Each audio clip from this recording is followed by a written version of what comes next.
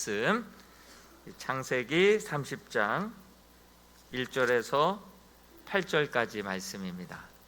구약성경 창세기 30장 1절에서 8절까지 말씀을 한 절씩 교독하도록 하겠습니다. 라헬이 자기가 야곱에게서 아들을 낳지 못함을 보고 그의 언니를 시기하여 야곱에게 이르되 내게 자식을 낳게 하라. 그렇지 아니하면 내가 죽겠노라.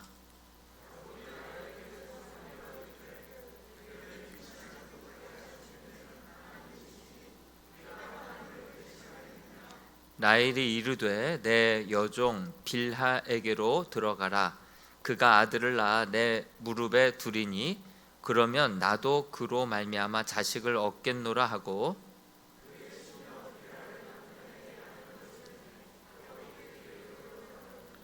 빌하가 임신하여 야곱에게 아들을 낳은지라.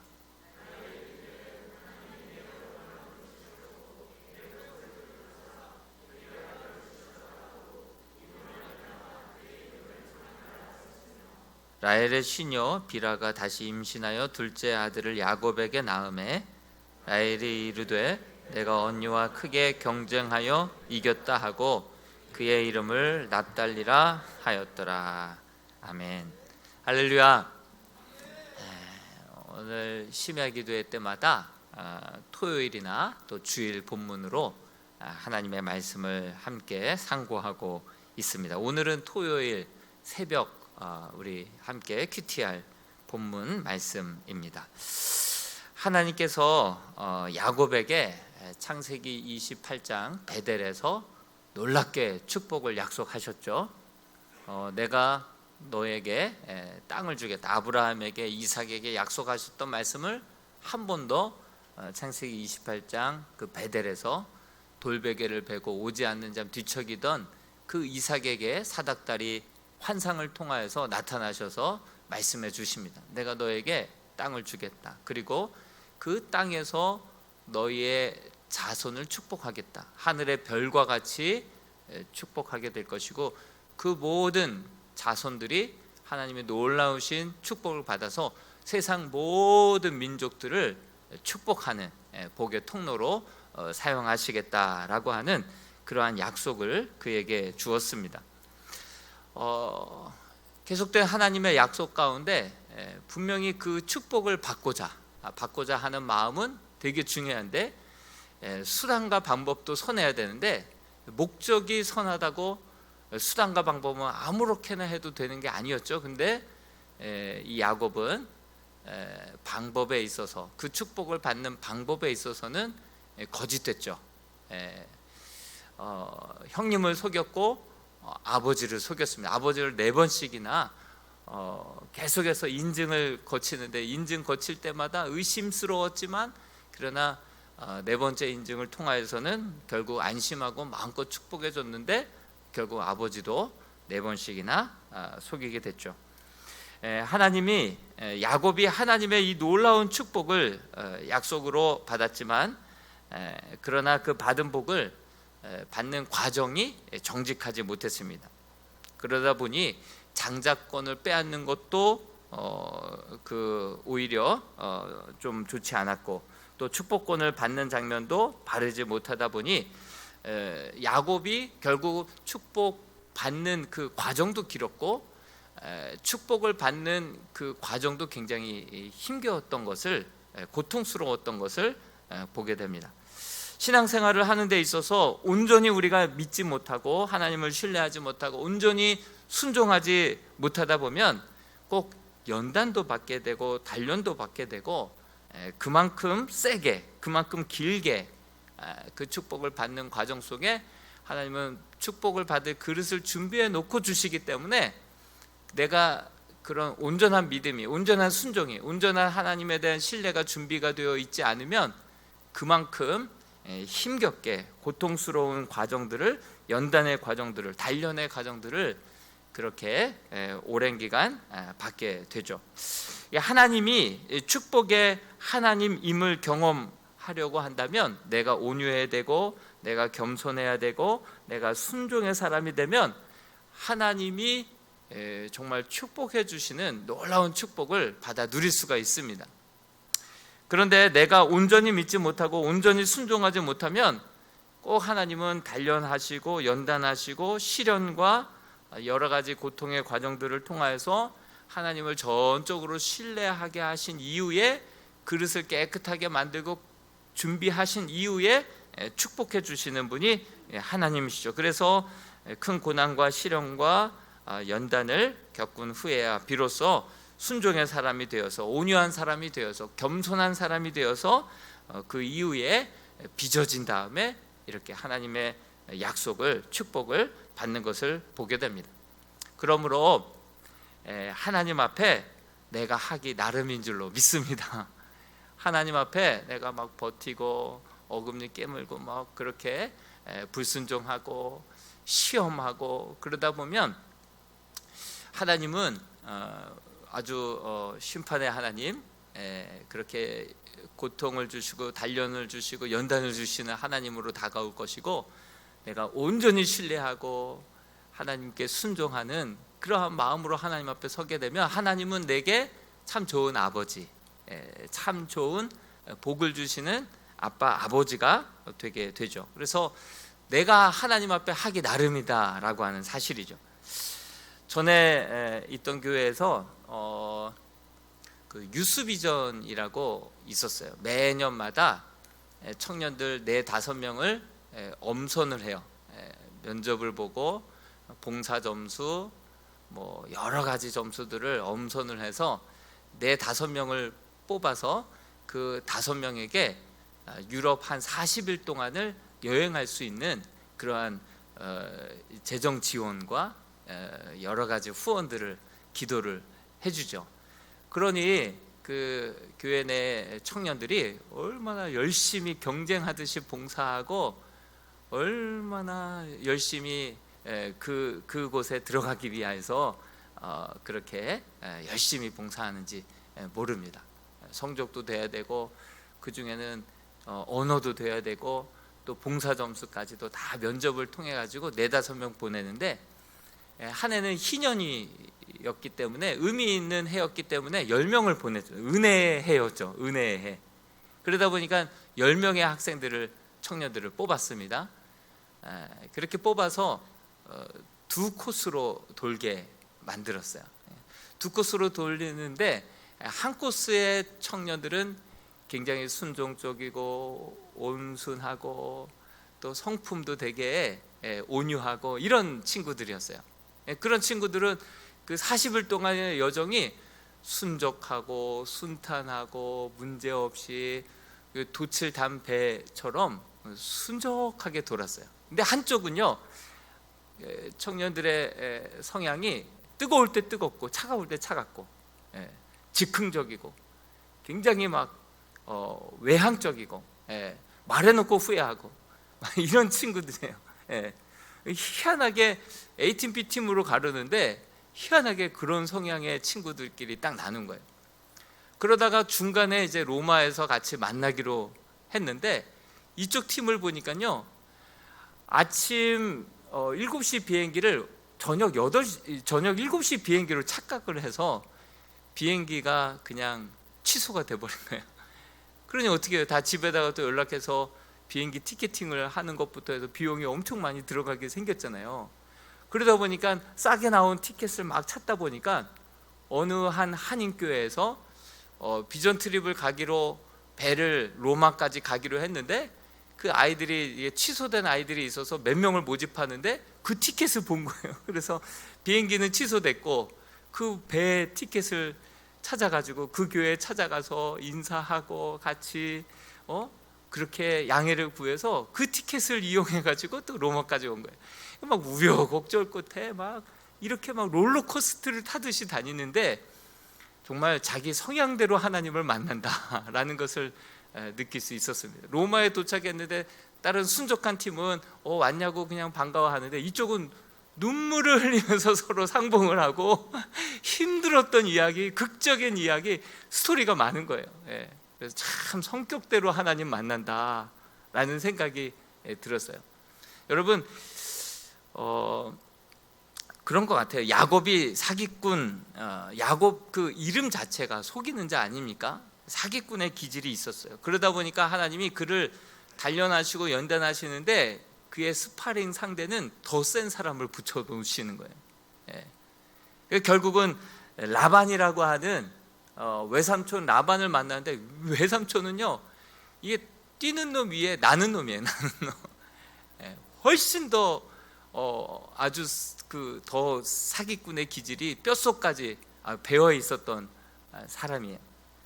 그러다 보니까 이 야곱의 삭을 10번이나 속였었죠. 그리고 7년 동안 일을 하면 네가 사랑하는 라헬 줄게 이렇게 약속해 놓고선 그 불 끄고 첫날 밤을 보내고 아침에 눈 떠보니까 레아가 드러나 있는 거예요. 그러다 보니까 그 삼촌한테 항의할 때, 아니 큰 언니를 놔두고 둘째부터 시집 보내는 일은 우리 동네에 없다. 그러니 이 라헬을 얻기 위하여서는 7년 더 수고해라. 그러면 그렇게 하겠다 해서 7일 후에 라헬도 주고 그 14년을 봉사하고 또 외삼촌을 위해서 20년까지 그렇게 봉사하는, 뿐만 아니라 짐승이 물려 죽어도 자기 것으로 변상하게 만들었고, 짐승이 병들어 죽어도 자기 것으로 변상하게 만들었던 아주 지독한 외삼촌 밑에서 훈련을 받았죠. 그 외삼촌의 모습을 보면서 내가 한때 저랬지, 자기 모습을 발견했을 거예요. 하나님 보시기에 내가 꼭 저와 같았다라는 생각이 수도 없이 들었을 거예요.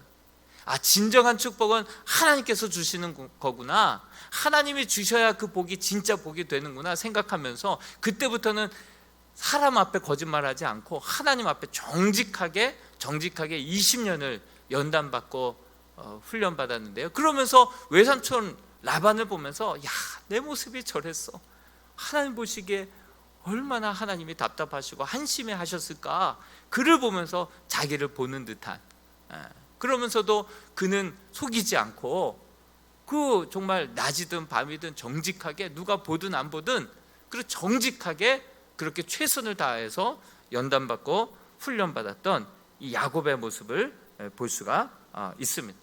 일하면 일할수록 손해보고, 일하면 일할수록 정말 자기의 소유가 오히려 깎이는데, 그러나 이 야곱이 고백하는 거예요.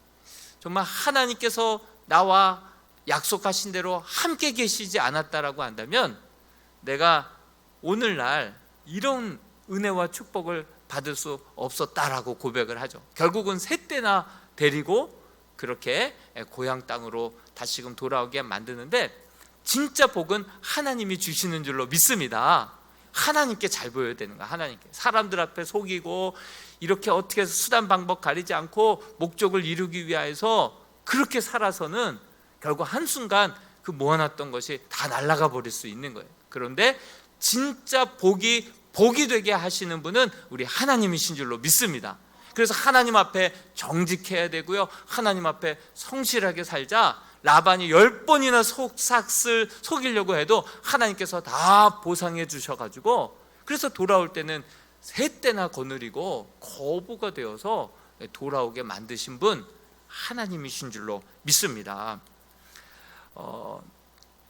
이 야곱이 아내 라헬을 만났는데, 제가 보기에 이 라헬은 정말 여자 야곱이에요. 여자 야곱.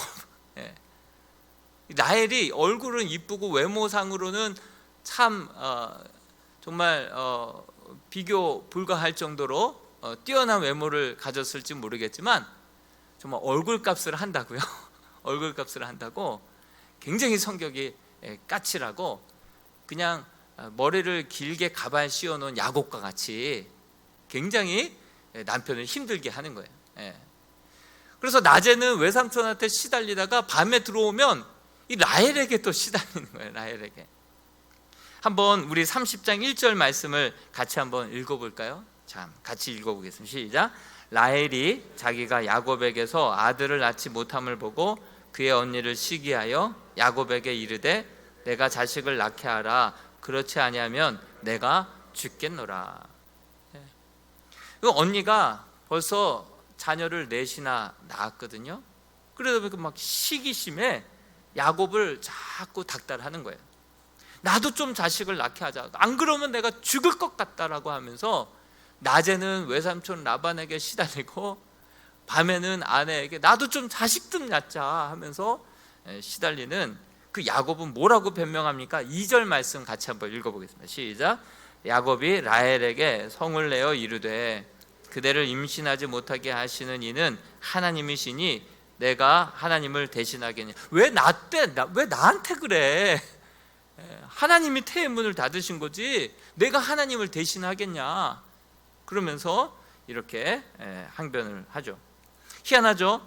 아브라함이 이삭을 낳을 때까지 25년 걸렸어요. 사실 하나님이 100세에도 주실 정도면 그 전에, 아니 허니문 베이비도 허락하실 수 있는 분 아니에요? 근데 25년 걸렸어요. 25년. 그리고 이삭이 결혼해서 어머니를 먼저 떠나보내고 아내 리브가를 맞이해서 많은 위로를 받았지만 바로 아이가 생긴 게 아니에요. 40에 결혼해서 60에 될 때까지 아이가 없었어요. 그러다 보니 하나님 앞에 막 간절히 기도하다 보니까 하나님이 태의 문을 여셔서 쌍태로 야곱과 에서 이 쌍둥이를 낳게 하셨죠. 거기도 20년이 걸렸어요. 네. 하나님께서 갖지 못하게 하시고 당장이라도 주실 수 있는데 지금 허락하지 않으신 이유가 뭘까? 그리고 하나님 앞에 기도하면서 하나님의 뜻을 물으면서 하나님께서 원하시는 믿음의 분량과 모습으로 빨리 빚어져 가고 인내로서 기다려서 하나님의 때를 기다려야 되는데 이 야곱과 같은 이 라헬이 어떤 방법을 씁니까? 결국은 하나님께서 허락지 않아서 라헬에게 자녀가 없었던 것인데 이 라헬이 이런 방법을 씁니다. 30장 3절 말씀을 같이 한번 읽어보겠습니다. 30장 3절입니다. 시작. 라헬이 이르되 내 여종 비라에게로 들어가라. 그가 아들을 낳아 내 무릎에 두리니 그러면 나도 그로 말미암아 자식을 얻겠노라 하고. 분명히 하나님께서는 그렇게 지금 허락하지 않으신 이유와 목적이 있는데 그러면 하나님 앞에 나아가서 기도하고 맡기고 하나님의 뜻이 어디에 있는지를 물어야 되는데, 그래서 아브라함은 25년 걸렸고 이삭도 20년 걸려서 하나님이 허락해 주실 때 그렇게 감사하게 받았는데 기도하지 않는 거예요.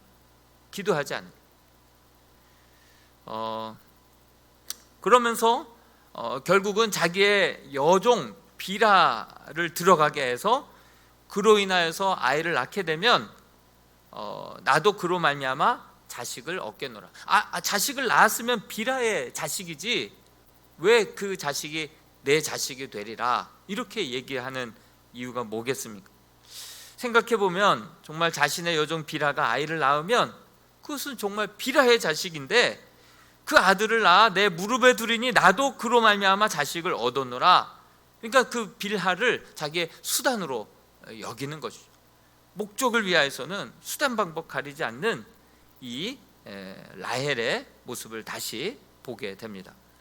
그리고 이름을 보면 비라가 낳은 자식을 라헬이 이름을 짓는데요, 단을 낳았고 납달리를 낳는데 다섯 번째 난 이 단은 내가 억울함을 푸시려고 내 호소를 들었다 이런 뜻이고요, 납달리는요 내가 언니와 경쟁해서 이겼다. 여기 안에 이름 안에는 시기심이, 경쟁의식이, 그 안에 상처가 다 고스란히 녹아져 있는 것을 보게 됩니다. 반면에 레아가 낳은 자녀들의 이름은 어떻습니까? 레아가 낳은 자녀들 첫 번째 아들 루벤의 뜻은 뭐예요? 여호와께서 나의 괴로움을 돌보셨다. 시므온은요 들음이라는 뜻인데요, 여호와께서 나의 기도를 들으셨다라고 하는 그 기도가 거기 안에 담겨져 있는 거예요. 소망이 그 안에 담겨져 있는 거예요. 레위는요 연합이에요. 연합. 이제 남편이 나와 진정으로 셋째까지 낳았으니 남편이 나와 진정으로 연합이 될 것이다 라는 기대와 소망으로 여기 안에 기도 제목이 있고 믿음이 담겨져 있는 거예요. 그리고 네 번째 자녀를 낳았을 때는 비로소 찬송하는 거예요. 남편이 어떻든 환경이 어떻든 나는 정말 하나님만을 찬송하며 살리라 라고 하는 그러한 믿음의 고백이 담겨져 있어요. 레아의 자녀들의 그 이름에는 기도가 담겨져 있고요, 믿음이 담겨져 있고 온유가 담겨져 있고, 거기 안에 정말 하나님에 대한 기대와 소망이 담겨져 있는 것을 보게 됩니다. 반면에 라헬은요, 정말 그 막 경쟁심이고 시기심에 상처가 녹아져 있는 그 이름들을 그렇게 붙여 놓는 것을 보게 됩니다. 그렇게 라헬이 계속해서 경쟁심을 불러일으키자, 부추기자 레아조차도 변하기 시작합니다. 그래서 여종 실바를 데려다가 야곱에게 또 들여보내서 결국 실바를 통하여서 자녀 7번째 아들 갓은 복이 된다, 8번째 아들은 아셀, 이것은 기쁨이다라고 하는 뜻을 담고 있죠. 그 뒤로 라헬이 루벤이 합한채라고 하는 것을, 그 식물을 들고 오는 것을 봤어요. 합한채란 뭐냐? 오늘날로 따지면 최음제라고 할 수 있는 그러한 각성제이기도 해요. 그것을 보자마자, 그것은 뭐 아이를 가질 수 있게 하는 약은 아니거든요. 최음제라고 하는 것은 아이를 갖게 하는 약은 아니거든요. 근데 그것을 보자마자 그것을 자꾸 달라고 합니다. 달라고 하면서 이걸 나에게 주면 오늘 밤에는 레아에게 야곱의 방에 들어갈 수 있도록 그렇게 허락을 하겠다고. 아니, 남편까지도 좌지우지하는 거예요. 종들도 수단으로 여기고 자기 목적을 위하여서는 그 인내로 기도하고 맡기고 하나님의 뜻을 묻고 이런 건 없어요. 여자 야곱이라니까요. 여자 야곱. 그렇게 남편은 오늘 밤에는 남편 승낙도 안 받고 오늘 밤에는 내가 남편에게 언니 남편에게 들어가게 해줄 테니까 이 합한 채만 달라는 거예요. 근데 이제 레아는 이제 아이를 낳고 이제 경수가 끊어졌는데도 불구하고 이때 이후로 2명을 더 낳게 돼요.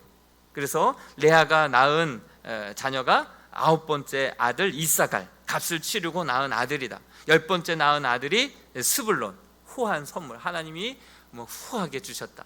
여기에다가 플러스 알파, 디나까지 낳게 되죠. 막내딸 디나까지. 그래서 7명의 자녀를 레아가 낳게 되죠. 정작 라헬은 끝에 가서 요셉을 낳게 되고 마지막에 베냐민을 낳다가 길에서 그만 그렇게 난산으로 죽게 되죠. 결국 정말 조상의 묘에 안장된 사람은 라헬이 아니라 결국은 레아가 조상의 묘지에 안장되는 그러한 은혜를 결국은 받게 되죠. 그런데 여기서 우리가 주목해야 할 교훈이 있습니다. 이러한 경쟁과 시기 속에서 기도는 하지 않고 믿음도 없이 도무지 축복의 자식이라고 볼 수 없을 정도로 이 상처 속에서 12지파의 대표가 되는 자녀들이 낳게 되죠. 이 하나님께서 자손들을 주시고 그 자손들을 마음껏 축복하셔서 그들을 통해서 온 세상 열국이 축복받고 주께로 돌아오게 하는 그러한 큰 원대한 꿈을, 그 약속을 주셨는데 그 축복을 받았던 그 시점, 그 초시로 올라가 보면 별로 아름답지 못한 거예요. 막 시기심에 경쟁심에 서로들 미움과 다툼과 그러한 모습 속에서 이 자손들이 태어나는 것을 보게 됩니다. 그렇지만 그래도 하나님께서는 이들을 소중히 여기십니다. 시기심에 경쟁심에 태어난 자녀들이고 정말 기도 가운데 준비되지 못한 그러한 자녀들이었음에도 불구하고 하나님은 이들을 품습니다. 이들을 소중히 여기십니다. 그리고 약속하신 대로 이 한 사람 한 사람들을 정말 축복하셔서 결국 이들을 통하여서 하나님의 놀라우신 섭리와 계획이 이루어질 수 있도록 이들을 축복의 통로로 결국 만드시는 그 하나님을 보게 됩니다. 여러분, 그 마태복음 1장에도 보면요, 5 여인이 나옵니다. 마리아까지 5명이 나오는데 그 중에 4명의 여인의 이름이 살펴보면 한 명은 기생이었죠. 기생 라합. 그리고 한 명은 이방 여인 룻이었죠. 그리고 한 여인은 이름도 바세바라고 나와 있지 않아요. 우리아의 아내 이렇게 나와 있었어요. 그리고 한 여인은 바로 다말, 시아버지와의 관계를 통해서 자손을 낳았던, 정말 어떻게 보면 메시아가 나온 족보라고 하기에는 너무 수치스러운 그러한 이름들이 들어가 있었지만, 그러나 하나님께서는 그러한 수치스러운 이름들까지도 품으시고 사용하시고 결국은 축복의 계보로 바꾸셔가지고 그들을 통하여서 메시아가 나오게 하신 분이 우리 하나님이신 줄로 믿습니다. 여러분, 우리가 정말 부모의 원치 않은 임신을 통하여서든 정말 기대와 바라지 않은 그러한 상황 속에서 태어났다 하더라도 정말 우리가 하나님을 믿게 되고 하나님 앞에서 살아가게 되면 결국 하나님께서 그 한 영혼 한 영혼들을 품으시고 바꾸시고 그의 실수와 상처와 아픔과 그의 모든 부족한 가문과 문벌과 부족한 학벌과 그 모든 것들을 하나님께서는 품으시고 결국 하나님께서 계획하시고 섭리하시고 약속하신 대로 축복의 사람들로 바꾸어 가시는 분이 우리 하나님이신 줄로 믿습니다. 여러분, 그 아브라함이 하나님을 신뢰하지 못해서 실수 가운데 낳은 이스마엘조차도 그 사라가 막 내어 쫓아가지고 광야로 쫓겨갔지만, 그러나 하나님께서는 그를 쫓아가셔서 물을 주시고 그를 살려주시고 뿐만 아니라 그를 축복하셨던 분이 하나님 아닙니까? 정말 실수 가운데 또한 여러 가지 원치 않는 자녀로 낳았다 하더라도, 또 부모님은 우리를 버렸다 하더라도 하나님은 우리를 절대로 버리지 아니하시고 어떤 상황 속에서 어떤 자녀도 끝까지 품으시고 결국 하나님의 뜻을 이루시는 분이 우리 하나님이신 줄로 믿습니다.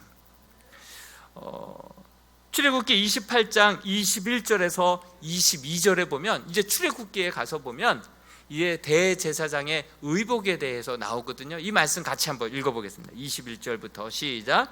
이 보석들은 이스라엘 아들들의 이름대로 12이라 보석마다 12지파의 한 이름씩 도장을 새기는 법으로 새기고 순금으로 노끈처럼 따은 사슬을 흉패 위에 붙이고. 이것은 대제사장의 의복 가운데 흉패가 있는데요, 흉패에 첫 번째 줄에 3개의 보석, 두 번째 줄에 3개의 보석, 세 번째, 네 번째, 그래서 총 흉패에는 12보석이 새겨져 있습니다. 그런데 그 12보석 하나하나의 보석의 종류가 다 달라요. 그리고 그 모든 12보석마다 12지파의 이름이 새겨져 있는 거예요. 그러면 제사장은 그 12지파의 이름을 보석에 새기고 그것을 자기의 심장, 그 마음의 흉패에 그것을 달고 지성소로 들어가서 12지파를 축복하는 거예요. 이것이 대제사장의 의복이에요. 의복. 여러분, 아무리 이 시기와 질투 가운데 실수로 자녀들을 낳았다 하더라도 우리 하나님은 그 모든 한 사람 한 사람의 이름을 보석에 새기시고 하나님의 손바닥에 새기시고 그것을 가슴에 새겨서 그들을 결국은 축복하여서 그들을 통하여서 열방이 주께 돌아오는 놀라운 꿈을 이루시는 분이 우리 하나님이신 줄로 믿습니다.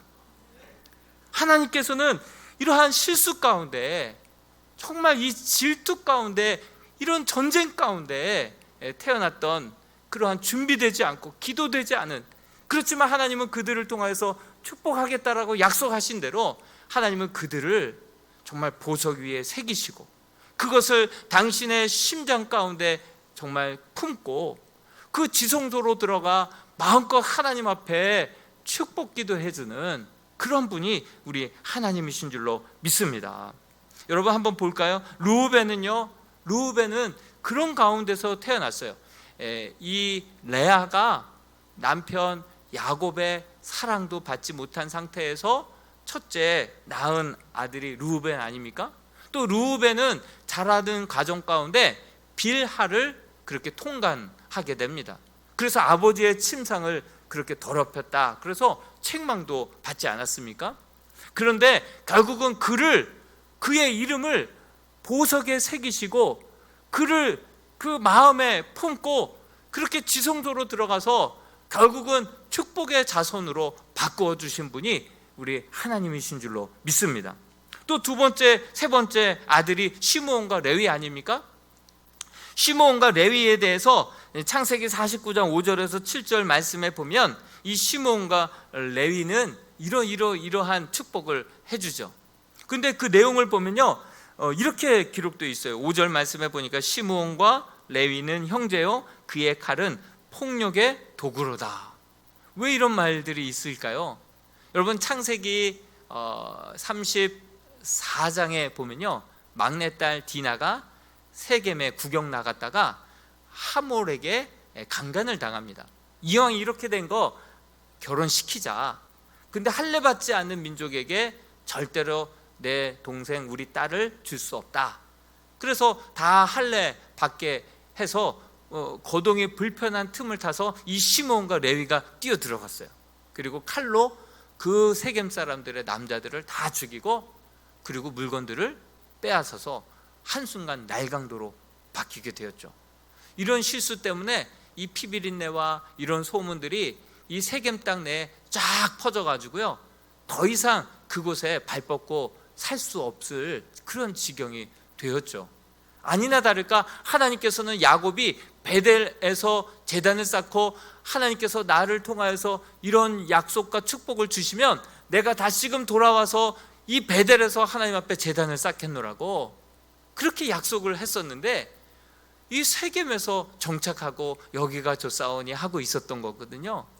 그러다 보니까 이런저런 사건들을 통하여서 둥지를 흔드시고 마지못해 베델로 다시금 약속을 기억하고 올라가게 하신 하나님의 섭리가 그 안에 담겨져 있었죠. 그 가운데 레위와 시므온이 칼을 들고 그 세겜에 가서 막 휘젓고 다녔기 때문에 그래서 이 폭력의 도구로다, 이런 말씀을 하셨어요. 그럼에도 불구하고 그런 실수와 그런 성품의 자녀들이었다 하더라도 이 대제사장의 흉패 안에 두 번째, 세 번째 보석 위에는 이 아들들의 이름이 새겨져 있는 거예요. 그리고 그들을 그 보석에 새기고 마음에 품어서 대제사장이 하나님께 나아가서 그들을 품고 기도하는데 이런 실수도 결국은 바뀌게 하시고 축복의 자손들이 되게 하시고 약속의 후손들이 되게 하셔서 그들을 통해서 하나님의 뜻이 이 땅 가운데 펼쳐지도록 바꾸어 가시는 분이 하나님이시다라고 하는 사실입니다. 여러분, 뿐만 아닙니다. 유다도 마찬가지예요. 유다 또한 레아가 사랑받지 못했어요. 그렇지만 어떤 환경에서든 하나님을 찬송하는 삶을 살겠습니다, 그런 마음으로 유다라는 이름을 지었죠. 근데 하나님께서 이 유다에게 축복해 주시는데 이 창세기 49장 8절에서 12절까지의 말씀이 유다 지파를 축복하는 메시지예요. 유다 지파를 축복하는 메시지가 8절에서부터 12절까지 이어지는 거예요. 왜 그런가 봤더니 이 유다 지파 가운데서 다윗이 나오고 또 유다 지파 가운데서 메시아가 나오기 때문에 그런 거예요.